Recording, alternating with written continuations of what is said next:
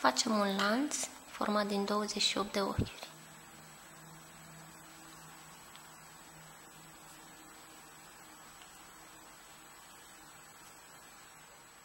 Rândul de bază va fi format din piciorușe mari. Luăm jeteu, iar în a patra buclă de pe lanț facem al doilea picioruș mare. Primul este reprezentat de cele două ochiuri de lanț.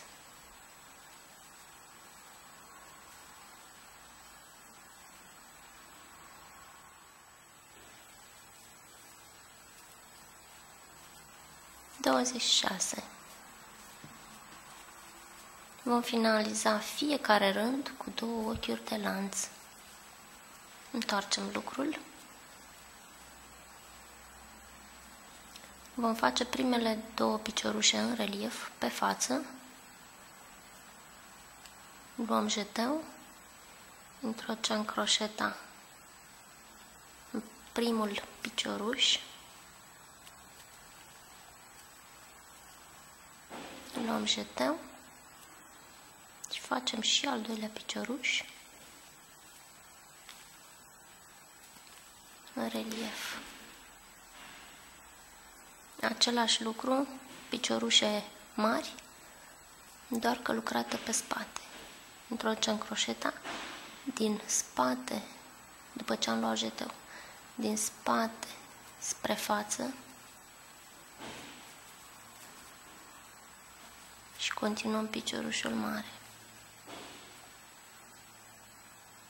Îl facem și pe al doilea.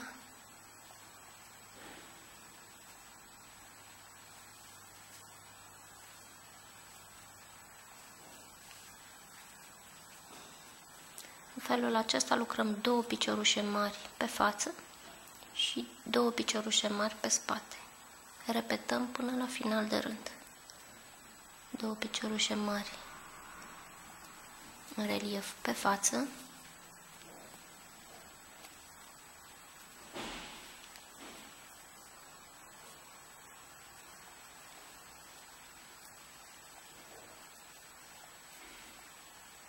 Și două pe spate.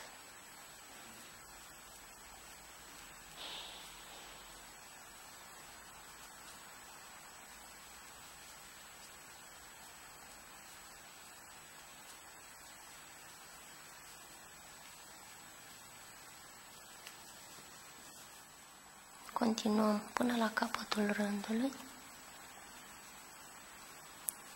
cu ultimele două piciorușe în relief,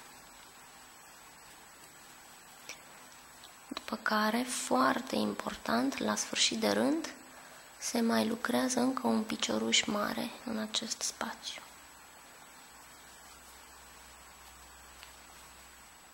Acest picioruș mare va finaliza frumos rândul și ne va da continuitate de pe un rând pe celălalt. Continuăm cu două ochiuri de lanț, continuăm cu două piciorușe mari în relief pe față,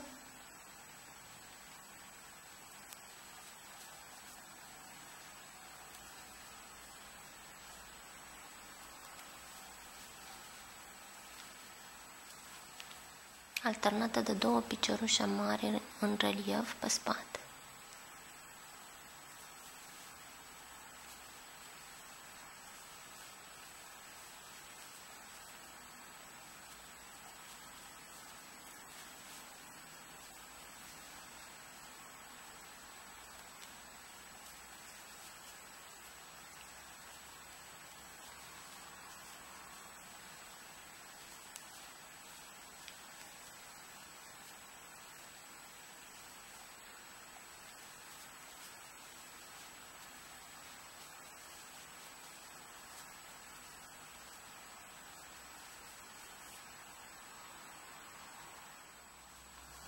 La fel, după ultimele două piciorușe în relief, în cazul nostru pe față, finalizăm cu un picioruș mare în ultimul spațiu de pe rând.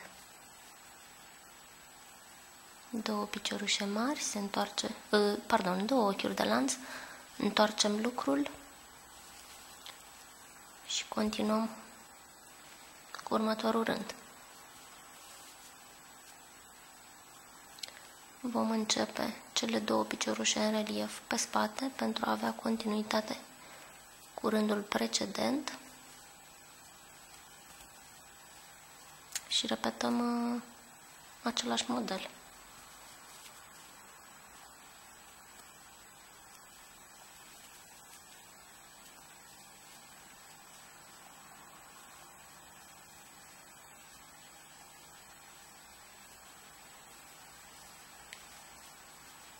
Continuăm cu două piciorușe în relief pe față.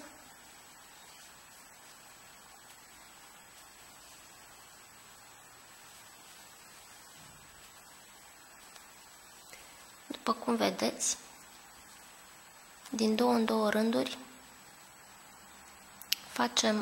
începem odată cu piciorușe în relief pe față, a doua oară cu piciorușe în relief pe spate, astfel încât vom avea două rânduri în continuitate cu piciorușele în relief și alternat două rânduri cu piciorușe în relief continuitate pe următoarele două rânduri.